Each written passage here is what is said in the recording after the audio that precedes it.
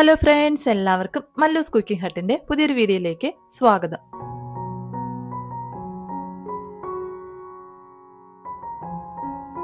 ഇന്നത്തെ വീഡിയോ എന്ന് പറയുന്നത് നല്ല അടിപൊളിയായിട്ടുള്ളൊരു മീൻ പൊള്ളിച്ചതാണ്. ഈ ഒരു ഐറ്റം ഇഷ്ടമില്ലാത്ത മലയാളികൾ എന്തായാലും ഉണ്ടാവില്ല. നല്ല അടിപൊളിയായിട്ടുള്ളൊരു മസാല വെച്ചിട്ടാണ് നമ്മൾ ഈ ഒരു മീൻ പൊള്ളിച്ചത് തയ്യാറാക്കി എടുക്കാനായിട്ട് പോകുന്നത്. അപ്പോൾ ഇതെങ്ങനെയാണ് തയ്യാറാക്കി എടുക്കുന്നതെന്നൊന്ന് നോക്കാം. അപ്പോൾ നമ്മുടെ വീഡിയോയിലോട്ട് പോകുന്നതിന് മുമ്പായിട്ട് വീഡിയോ കാണുന്ന സമയത്ത് നിങ്ങൾക്ക് ഇഷ്ടപ്പെടുകയാണെന്നുണ്ടെങ്കിൽ എന്തായാലും ഒന്ന് ലൈക്ക് ചെയ്തേക്കണേ. അതുപോലെ തന്നെ ചാനലൊന്ന് സബ്സ്ക്രൈബ് ചെയ്ത് സപ്പോർട്ട് ചെയ്യാനും മറക്കല്ലേ.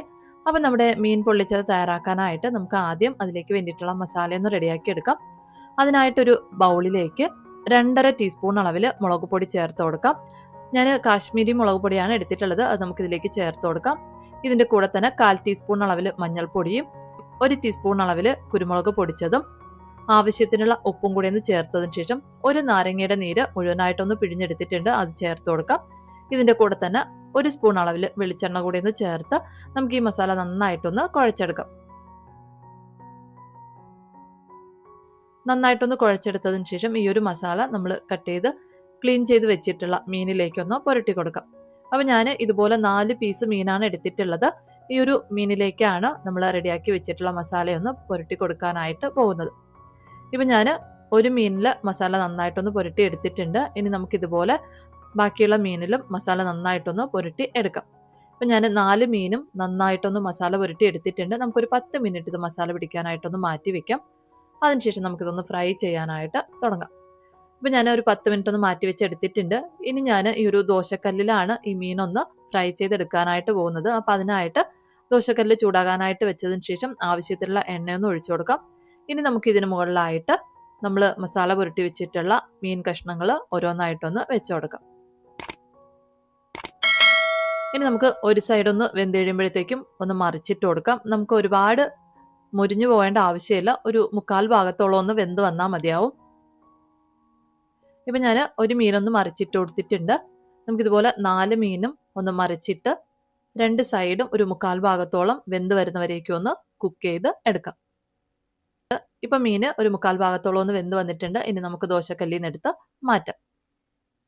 ഇനി നമുക്ക് ഇതിലേക്ക് വേണ്ടിയിട്ടുള്ള മസാലയൊന്ന് റെഡിയാക്കി എടുക്കണം.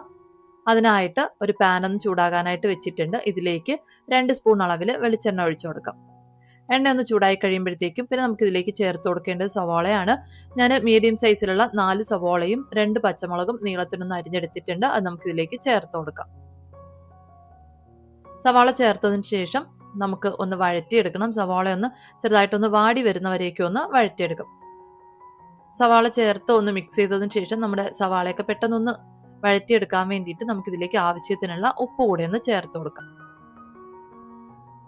ഞാനിപ്പോൾ ഈ ഒരു സവാളയ്ക്ക് മാത്രമായിട്ടുള്ള ഉപ്പാണ് ഒന്ന് ചേർത്ത് കൊടുത്തിട്ടുള്ളത്. നമ്മുടെ മസാലയൊക്കെ ചേർത്ത് കൊടുക്കുന്ന സമയത്ത് ഉപ്പ് പോരാന്നുണ്ടെങ്കിൽ നമുക്ക് വീണ്ടും ചേർത്ത് കൊടുക്കാവുന്നതാണ്. ഉപ്പ് ചേർത്തതിന് ശേഷം നമുക്ക് നന്നായിട്ടൊന്ന് മിക്സ് ചെയ്തെടുക്കാം. ഉപ്പ് ചേർത്ത് കൊടുക്കുമ്പോഴത്തേക്കും പെട്ടെന്ന് സവാളയൊന്ന് വാടി വരും. ഉപ്പ് ചേർത്ത് ഒന്ന് മിക്സ് ചെയ്തതിന് ശേഷം നമുക്കിതിലേക്ക് 1 ടീസ്പൂൺ അളവിൽ ഇഞ്ചി വെളുത്തുള്ളി പേസ്റ്റ് ഒന്ന് ചേർത്ത് കൊടുക്കാം. ഇനി ഇഞ്ചിയുടെയും വെളുത്തുള്ളിയുടെയൊക്കെ ഒരു പച്ചമണമൊക്കെ ഒന്ന് മാറി വരുന്നവരേക്കും നന്നായിട്ടൊന്ന് വഴറ്റിയെടുക്കാം.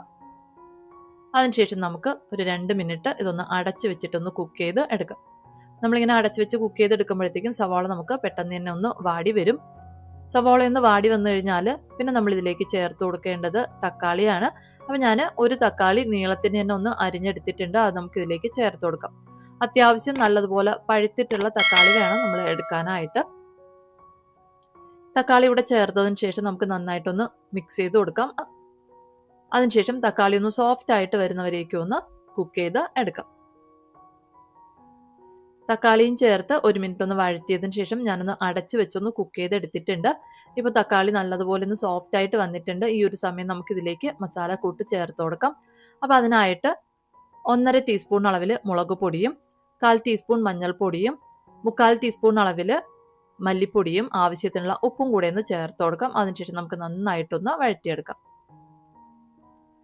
നന്നായിട്ടൊന്ന് വഴറ്റി മസാലയുടെ പച്ചമണമൊക്കെ ഒന്ന് മാറി വരണം. അതുവരേക്കും ഒന്ന് വഴറ്റിയെടുക്കാം.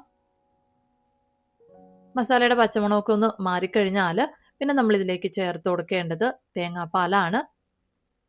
അപ്പോൾ അതിനായിട്ട് ഞാൻ 1/2 കപ്പ് അളവിൽ നല്ല കട്ടിയുള്ള തേങ്ങാപ്പാൽ എടുത്തിട്ടുണ്ട്. അത് നമുക്കിതിലേക്ക് ചേർത്ത് നന്നായിട്ടൊന്ന് മിക്സ് ചെയ്തെടുക്കാം.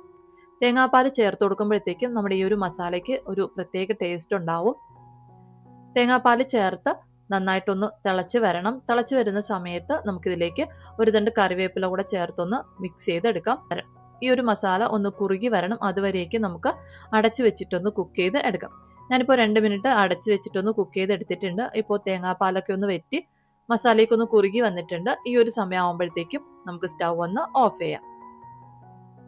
ഇനി നമുക്ക് നമ്മുടെ മീൻ പൊള്ളിച്ചതൊന്ന് റെഡിയാക്കി എടുക്കണം. അതിനായിട്ട് ഒരു വാഴയില ഒന്ന് വാട്ടിയെടുത്തിട്ടുണ്ട്. ഇതിലേക്ക് നമ്മൾ റെഡിയാക്കി വെച്ചിട്ടുള്ള മസാലയൊന്ന് വെച്ച് കൊടുക്കാം. ആവശ്യത്തിനുള്ള മസാല വെച്ചതിന് ശേഷം നമ്മൾ ഫ്രൈ ചെയ്ത് വെച്ചിട്ടുള്ള മീൻ ഒരു പീസ് മീൻ നമുക്ക് ഇതിന് മുകളിലായിട്ടൊന്ന് വെച്ച് കൊടുക്കാം. അതിനുശേഷം വീണ്ടും ഈ മീനിന് മുകളിലായിട്ട് നമ്മൾ റെഡിയാക്കി വെച്ചിട്ടുള്ള മസാല കുറച്ചൊന്ന് വെച്ച് കൊടുക്കാം. ഇനി നമുക്ക് ഈ മീൻ ഈ വാഴയില വെച്ചിട്ട് നന്നായിട്ടൊന്ന് പൊതിഞ്ഞ് എടുക്കാം. നല്ലതുപോലെ ഒന്ന് പൊതിഞ്ഞെടുത്തതിന് ശേഷം ഇത് നമ്മൾ വീണ്ടും പൊള്ളിച്ചെടുക്കുന്ന സമയത്ത് അഴിഞ്ഞു പോകാതിരിക്കാനായിട്ട് നമുക്കൊന്ന് ചെറുതായിട്ടൊന്ന് കെട്ടിക്കൊടുക്കണം. അപ്പോൾ ഒന്നുകിൽ ഇതുപോലെ നൂല് വെച്ച് കെട്ടിക്കൊടുക്കാം, അല്ലെങ്കിൽ വാഴനാരം ഉണ്ടെന്നുണ്ടെങ്കിൽ അത് വെച്ചിട്ട് തന്നെ നമുക്കിതൊന്ന് കെട്ടിയെടുക്കാവുന്നതാണ്. ഞാനിപ്പോൾ ഈ ഒരു നൂല് വെച്ചിട്ട് ചെറുതായിട്ട് ഒന്ന് കെട്ടിയെടുത്തിട്ടുണ്ട്. നമ്മളിതുപോലെ ഒന്ന് കെട്ടിക്കൊടുക്കുമ്പോഴത്തേക്കും പൊള്ളിച്ചെടുക്കുന്ന സമയത്ത് നമുക്കിത് വാഴയില പൊളിഞ്ഞു പോകാതിരിക്കും. അതിലേക്ക് വേണ്ടിയിട്ടാണ് ഒന്ന് ചെറുതായിട്ടൊന്ന് കെട്ടിക്കൊടുക്കുന്നത്. ഇപ്പം ഞാൻ 4 മീനും മസാലയൊക്കെ വെച്ചിട്ട് ഒന്ന് പൊതിഞ്ഞെടുത്തിട്ടുണ്ട്. ഇനി നമുക്ക് ഇത് ദോശക്കല്ലൊന്ന് പൊള്ളിച്ചെടുക്കണം. അതിനായിട്ട് ദോശക്കല്ലൊന്ന് ചൂടാകാനായിട്ട് വെച്ചിട്ടുണ്ട്. ഇതിലേക്ക് ആവശ്യത്തിനുള്ള എണ്ണ ഒഴിച്ചതിന് ശേഷം നമ്മൾ മസാലയൊക്കെ വെച്ച് പൊതിഞ്ഞ് വെച്ചിട്ടുള്ള വാഴയില നമുക്ക് ഇതിലേക്കൊന്ന് വെച്ച് കൊടുക്കാം. അതിനുശേഷം ഇതിന് മുകളിലായിട്ടും കുറച്ച് വെളിച്ചെണ്ണ ഒഴിച്ചു കൊടുക്കാം. ഇനി നമുക്ക് ഹൈ ഫ്ലെയിമിൽ വെച്ചിട്ട് തന്നെ ഒരു 5 മിനിറ്റ് ഒരു സൈഡ് ഒന്ന് വേവിച്ച് എടുക്കാം. ഒരു സൈഡ് ഒന്ന് വേവിച്ചെടുത്തതിന് ശേഷം നമുക്കിതൊന്ന് മറിച്ചിട്ട് കൊടുക്കാം.